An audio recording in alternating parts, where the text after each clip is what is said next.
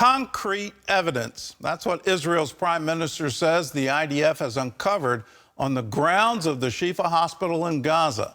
He says key terror leaders were hiding in the hospital and hostages were also held captive there.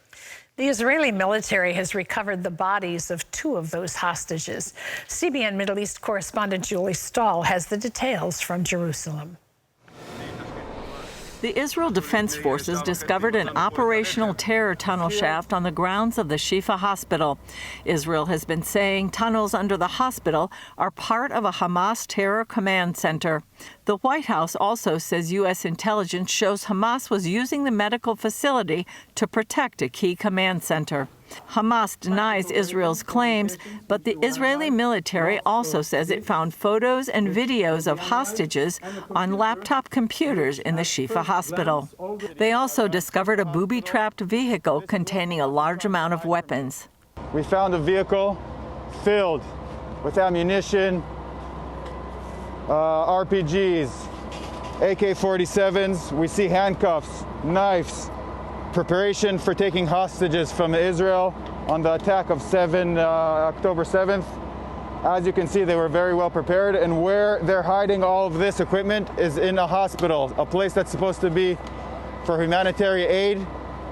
They have all this evil hidden here. The State Department says it's because of Hamas' strategy that it's difficult for Israel to avoid civilian casualties. Remember that it is Hamas that is putting all of these people in harm's way. It is Hamas that continues to operate inside hospitals as they have done inside mosques and schools and other civilian infrastructure. It is the Hamas that is the root of all this problem. That is creating such a difficult challenge for the international community and for the Israeli military. In an interview with CBS News, Israeli Prime Minister Benjamin Netanyahu says they have concrete evidence that terror chieftains were hiding in the hospital and fled when Israeli troops entered.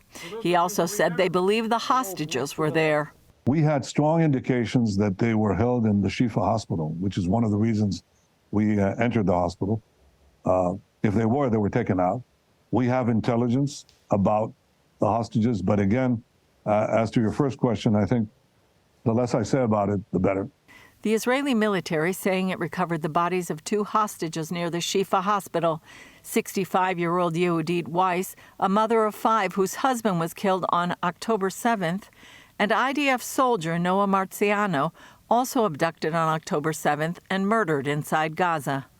President Biden is backing Israel's military operation, but also saying he discussed with Israelis their need to be incredibly careful in the Shifa Hospital raid, and saying the fighting in Gaza would go on until Hamas was defeated.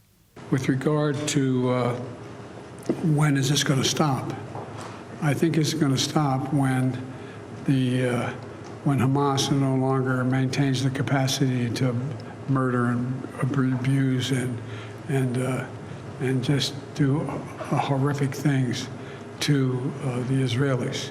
But there is a clear disagreement between the U.S. and Israel. Netanyahu says Israel will maintain security control over Gaza after the war is over to protect Israel. But Biden sees a different future, again supporting a Palestinian state, an idea not likely to be popular here in Israel. I made it clear to the Israelis that to Bibi and to his war cabinet that I think the only ultimate answer here is a 2-state solution that's real. Julie Stahl, CBN News, Jerusalem. Well, with us now for more on what's happening in this war and what may come after is Jason Greenblatt. He was the White House Special Envoy to the Middle East under President Trump. Welcome to the 700 Club.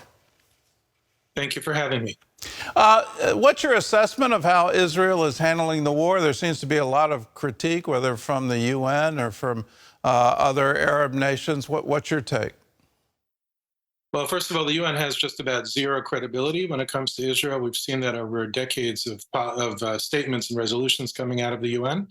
I think they're doing the best job that they possibly can when they're fighting an enemy who is embedded within civilian society, within civilian infrastructure, a terrorist group who cares nothing about human life, not Israelis, obviously, and even not Palestinians. So I think they're doing as good a job as they can under extraordinarily challenging circumstances. Well, President Biden just asked for a two-state solution, which I'm kind of amazed that in the middle of this he's saying that.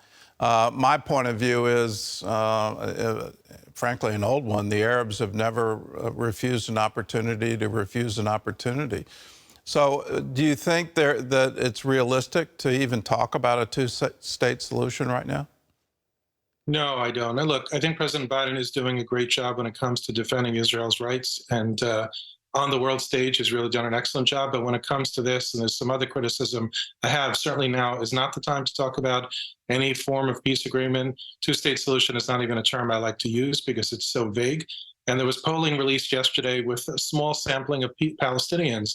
But it's a very dismal poll, which shows that most Palestinians either support what happened on October 7th, the atrocious barbaric attacks, or they want one state just themselves with no state of Israel. So the polling suggests that President Biden is way off on this. And regardless, it's going to take a long time to build trust and to assure Israel that something like this can never happen again.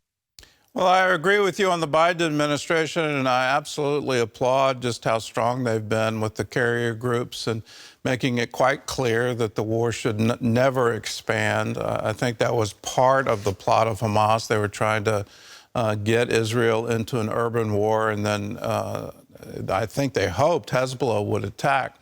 So, but let's look at something very specific. The Biden administration extended a waiver on Iran sanctions, and it could free up $10 billion. And my view is Iran, it just gives them more money to spend on terrorism.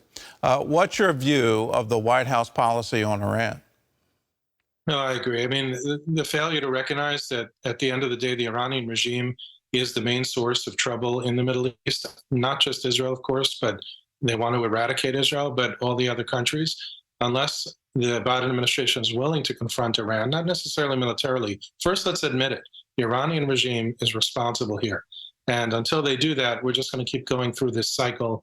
What they're trying to do is take the temperature down. They're trying to protect Israel. All good. I respect that. I agree with it. I applaud it. But they're missing one key piece, which is their failure to recognize what the Iranian regime is doing. And I think this release of funds is just going to give the Iranian regime a whole host of pockets to fill to foment terrorism against Israel, against our Arab allies, and really around the world.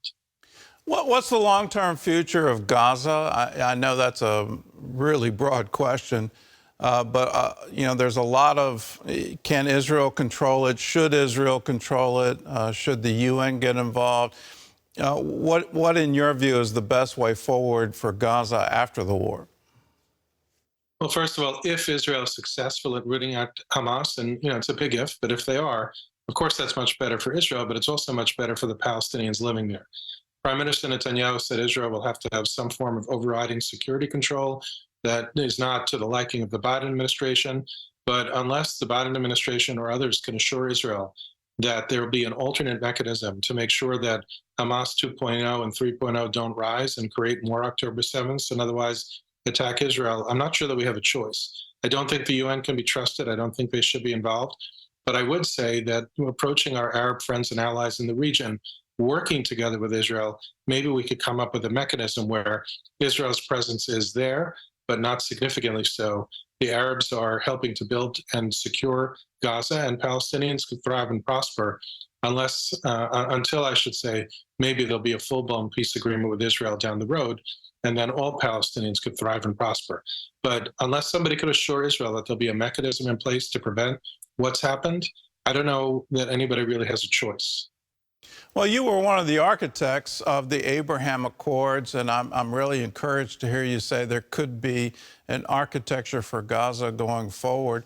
You wrote about creating the Abraham Accords in your book, In the Path of Abraham. I actually view the Abraham Accords as one of the prime targets of Hamas, that they launched this in order to stop Saudi Arabia. And I thought that the Accords would actually dissolve under the current war, but they've held strong. So how do you think, what's the future here? Are the Arab nations going to say, we completely reject Hamas, Israel is part of our history, it will be part of our future, we want peace with Israel? Is that the end result of all of this? Well, I think we should applaud the United Arab Emirates, Bahrain, Morocco, who have stuck by the Abraham Accords. The UAE in particular has said some very strong statements after October 7 about the Abraham Accords. And yes, I believe they'll continue to stick with it. And I do think down the road, hopefully countries like Saudi Arabia and others will eventually be able to say publicly, but we all know their feeling, which is Hamas, the Iranian regime, terrorists funded and controlled by the Iranian regime, are all enemies of the region. And unless and until we root all of them out, and Saudi Arabia could continue with its plans, and the UAE and all these countries that have these amazing things going on, none of them are safe. Maybe a little bit more safe than Israel, but none of them are safe, while Hamas and the Iranian regime are running around, and Hezbollah and the Houthi terrorists as well. Well, Jason Greenblatt, thanks so much for being with us. Thanks for all your work for peace in the region. And I pray that your vision of Gaza in the future can actually come to pass. And I encourage you, keep speaking that, keep speaking hope for this region. We need it now more than ever. Thanks for having me.